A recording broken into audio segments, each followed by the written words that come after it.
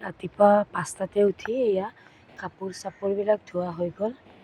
এয়া কাপোৰ চাপোৰ ধুই গা পা ধুই এতিয়া মই গৈছোঁ মন্দিৰতে চাওঁ পূজা চূজা কৰি ৰেডি।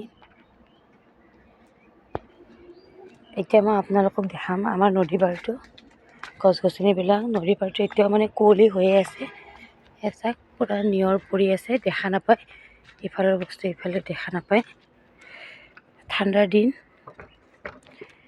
মই মানে দোকানত যাব লাগে ন, সেইকাৰণে জল্দি উঠিব লগা হৈছে। এচাক পূৰা কুঁৱলী হৈ আছে।